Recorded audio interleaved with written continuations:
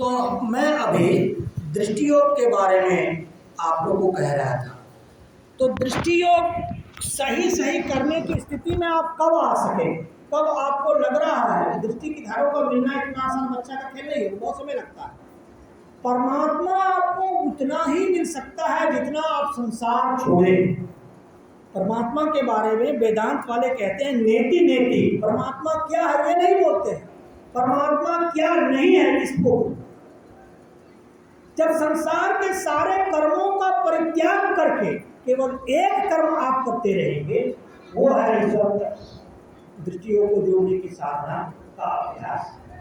तब धीरे धीरे धीरे धीरे स्नेह स्नेह आपको उसमें सफलता मिलेगी।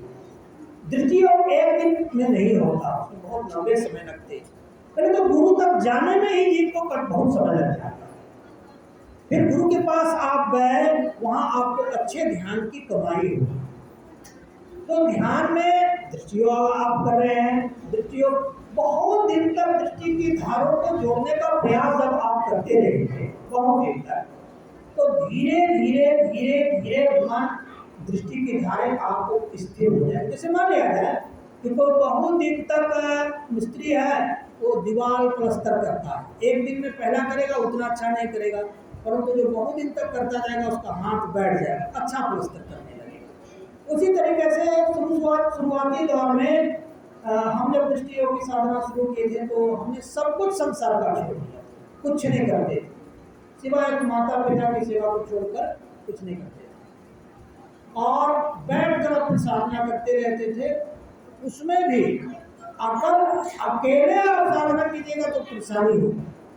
जब भी ये सब साधना इत्यादि करते हैं तो आके कोई साधु या गुरु जहाँ रहते हैं उनको प्रणाम कर लीजिए, और प्रणाम करके ज़्यादा बात मतलब कर नहीं करना, कुछ भी नहीं, प्रणाम कर लीजिए। क्यों आए हो, क्यों आए हो, आप ध्यान कर रहे हो, बाबा को भी परेशान नहीं करना, प्रणाम करिए, अपनी चड्डी बिछा के ध्यान पर बैठिए। किसी गुरु या साधु के पास ध्यान कीजिएगा तब आपका ध्यान चलेगा। बोलिए क्यों? जैसे कोई बच्चा है, उसको किताब घर में दे दिए, किताब घर में दे दिए तो किताब से पढ़ जाता था तो स्कूल भेजने का क्या जरूरत था? किताब से बच्चा पढ़ सकता है ना, उसको मास्टर के पास भेजना पड़ता है, मास्टर पढ़ाता है। परमात्मा हर जगह है, ये बात सत्य है। हरदम प्रभु रहे संग, कबहु भव दुख न टले, भव दुख गुरु दे तारी, सकन जय जयति करे। परमात्मा हरदम साथ रहते हैं, परंतु संसार के दुखों को, चाहे किसी भी प्रकार के दुख को आप नहीं खत्म कर सकते। भव दुख गुरु दे तारी, और वही दुख किसी सदगुरु के पास चले जाएगा तो वो दूर हो जाएगा। हम पहले भजन बहुत ज्यादा गाते थे, तो बहुत ज्यादा गाने के कारण माथे पर तनाव हो जाता था। जैसे आश्रम वाली कुटिया में जाते थे ना, तो उनके दर्शन मात्र से मन शांत हो गया। कुटिया एक संगमरमर लगा हुआ नहीं था, उसका कुटिया था, मट्टी में चट्टी बिछा के सोते थे, ऊपर में फूस था, कभी कभी सांपों गिर जाता था ऊपर से। लेकिन उस फूस की कुटिया में जितना हमको दर्शन हुआ, पक्का संगमरमर के आश्रम में उतना नहीं। तो उसका कुटिया कहने का था, तो था पूरा का पूरा स्वर्गीय। तो गुरु के पास जाना जरूरी पड़ता है। संसार के दुखों को टालने के लिए गुरु के पास जाना जरूरी होता है। तो गुरु परमात्मा है, हर जगह है, कण कण में व्याप्त है, सृष्टि में है, सृष्टि के बाहर भी, आकाश में है, आकाश के बाहर भी है। इतना परमात्मा है कि वो परमात्मा इस सृष्टि में पूरा समाहित नहीं हो सकते, इसके अतिरिक्त भी और है। लेकिन हर जगह रहने के बाद भी दुखों को टालने वाला तो एक सदगुरु ही होता है। इसलिए कह दिया गुरु को ब्रह्मा विष्णु महेश्वर कह दिया। गुरु ब्रह्मा गुरु विष्णु गुरुदेव महेश्वर, गुरु साक्षात परब्रह्म, तस्मै श्री गुरुवे नमः। गुरु को संतवन में परमात्मा से भी बड़ा स्थान दिया गया। परमात्मा हर जगह है, तो अपने दर्शन कराने के लिए मुझे मंदिर मंदिर गुरु गुरु के पास क्यों भटकना पड़ा? जब थे ही तो देव दर्शन दे देते, कभी दिए नहीं ना। ये दर्शन दिलाने वाले गुरु होते। किताब में सब ज्ञान पढ़ा हुआ है, उसको बताने वाला स्कूल में मास्टर होता है। किताब में जितना लिखा रहता है वो मास्टर को भी नहीं आता, परंतु मास्टर ही उस किताब से बताता है, तब बच्चा सीखता है। उसी तरह से परमात्मा रूपी किताब को पढ़ाने वाला कोई साधु और सदगुरु होता है। ऐसे उस किताब को पढ़ नहीं पाए। एक किसी संस्था के अध्यक्ष जी थे कि बोलते थे क्या परमात्मा तो हर जगह ये है कि गुरु इसमें मीडिएटर क्यों टपक जाते हैं, यही कहते थे। हम लोग देखिए अब यहाँ गुरु को आप समझे नहीं है, गुरु को जितना आप साधारण में लेते हैं ना उतना साधारण आज गुरु ने है जो इतना पढ़ा के माथा खोल दिया। जब गुरु के पास नहीं गए थे तब कितने दो कौड़े के जानकार थे, याद देख लीजिए। जब हम ही आशीषानंद बाबा के संपर्क में नहीं थे तो हम कितने दो कौड़े के जानकार थे। वो स्थिति जब देखते हैं तब समझ में आता है कि गुरु का क्या महत्व है। कुछ साहिब स्वामी जी कहा करते थे अभी तो हम साधु महात्मा है कहने वाले हैं, चेत जाएंगे। तो हम लोग भी नहीं चेताएंगे तो कौन बताएगा? वो कहते थे साईं बाबा, याद होगा जो उनके प्रवचन में रहते थे वो सुने होंगे। तो ये गुरु की महत्ता है। संतमत को गुरुमत कहा गया। इसमें आप गुरु को पूरा समझ लें, उनकी सेवा कर लें, उनके कहे अनुसार चल जाए तो गुरु तो साक्षात परमात्मा होते हैं। तो गुरु जो सगुण शरीरधारी हैं वो व्यक्त परमात्मा, जो व्यक्त हो गया परमात्मा शरीर में व्यक्त हो गया। और परमात्मा जो है अव्यक्त है, तो अव्यक्त से आप कैसे सीखेंगे? अभी तो आप शरीरधारी हैं ना, तो सिखाने वाला एक शरीरधारी चाहिए। अब जब आप शरीरधारी नहीं रहेंगे तो जो रहेंगे वैसा सिखाने वाला चाहिए। इसलिए गुरु की महत्ता है अपने संतमत में। साधु और गुरु से बड़ा संतमत में कुछ होता ही नहीं, कुछ नहीं होता। हम हमारे बांका शहर में जो महात्मा आते थे तो मैं बाहर मिल जाए उनको प्रणाम करता था। मैं सबसे समय लेता था, बाबा मेरे घर के लिए 2 घंटे समय दोगे? तो कोई कहते थे अच्छा चलो थोड़ी देर बैठेंगे, कोई कहते थे कि नहीं देंगे समय, कोई कहते थे बाद में आएंगे।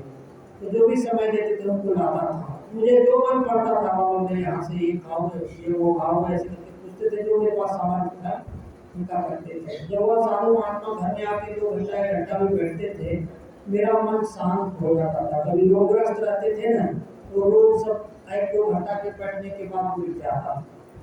अभी हमको कमर इत्यादि में बहुत दर्द था।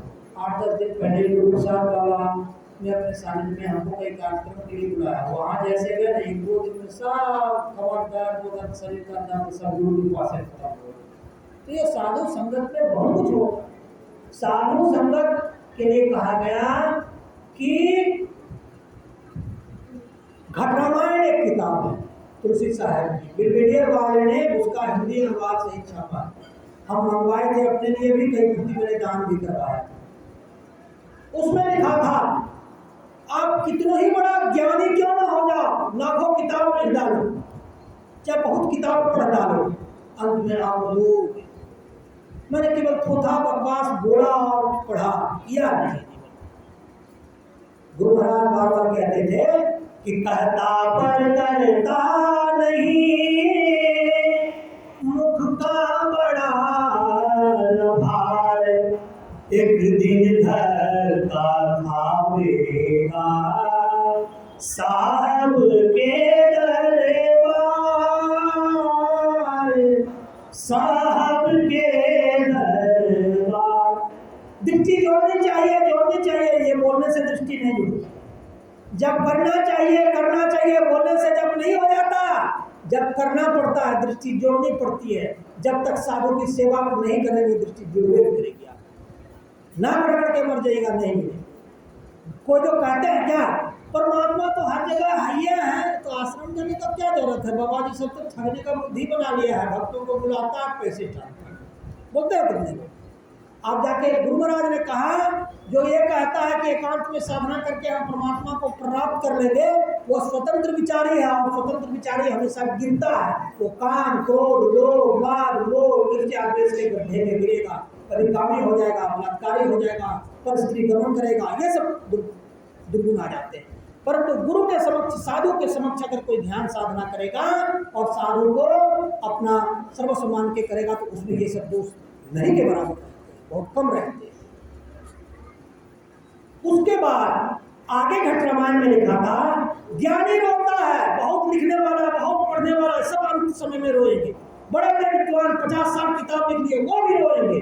फिर आगे लिखा, ध्यानी रोता है, जो ये कहता है कमंडल उठा लिया, जंगल में चले गए, एकांत ध्यान कर लिए, बोला वो भी रोएगा। बोले क्या? वो ध्यान कर रहा है, ध्यान करने बैठा है, परंतु ध्यान के जो टेक्निक है उसको बताने वाले गुरु को छोड़कर करना। जो संत शरण चरण में बैठकर ध्यान करता है और ज्ञान की उपासना करता है वो सफल होता है, बोला वो भी रोएगा। जैसे हम कमंडल उठा लिए, घर से निकल गए, पिताजी को बोल दिए बैरागी हो गए, तुम्हारे संपत्ति से कोई मतलब नहीं है, लाओ मेरा सोटा, लाओ मेरा कमंडल, हम जा रहे हैं हिमालय पर ध्यान करेंगे, वो भी रोएगा। वो रोएगा तो हंसेगा कौन? उस पर कहा कि जो संत चरण में रहना जिसने सीख लिया, साधु चरण में से रहना सीख लिया और वहां पर ध्यान करे की उपासना करे, ज्ञान की उपासना करे, उसको तीनों काल में कोई रुला नहीं सकता।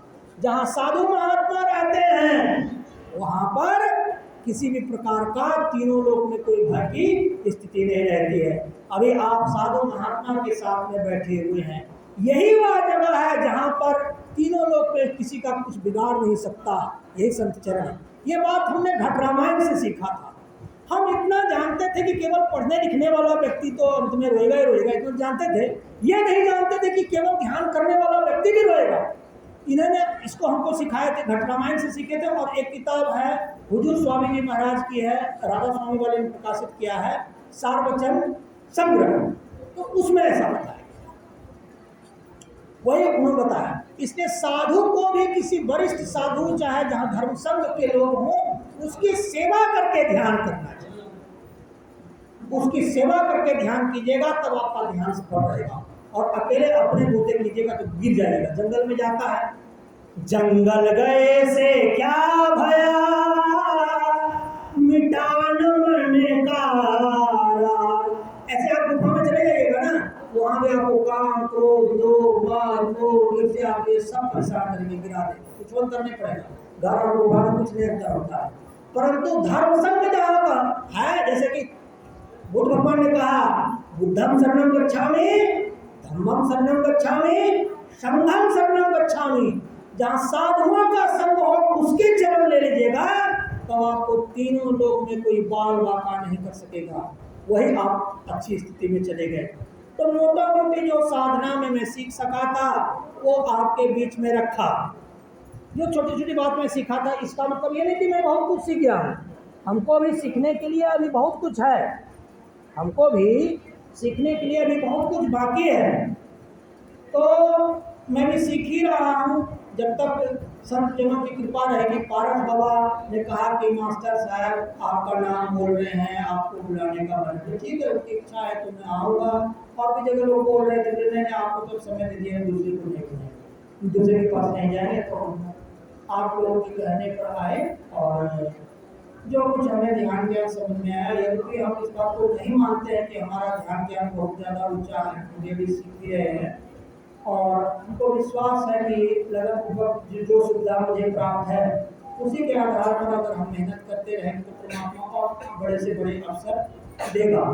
और जितना साधु की सेवा आप कर सकते हैं, जितना ध्यान कर सकते हैं, अगर कुछ नहीं कर सकते हैं तो आश्रम आ जा करके यहाँ पर अपने शरीर को स्थिर कर दीजिए। और यहाँ जहाँ साधु महात्मा रहते हैं वहाँ ध्यान अपने आप बनता ही बनता है, इतना तो मैं कह सकता हूँ। तो यही आपकी सेवा में मैं कुछ रखा। अब हम लोग आरती करना चाहेंगे। हाँ हाँ ठीक है, इंग्लिश का भजन हम लाए नहीं है, इसलिए अभी नहीं सुना। गाते तो हैं लेकिन स्क्रिप्ट नहीं है यहाँ, ठीक है। तो हम एक भजन के लिए बोल रहे हैं, तो एक भजन हम सुना देते हैं। पदावली दीजिए। पदावली कहाँ है?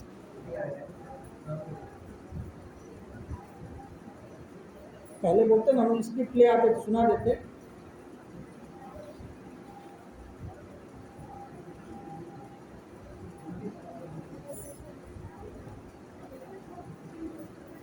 नैनों के तार तारे चश्म रोशन क्यों नजर आते नहीं।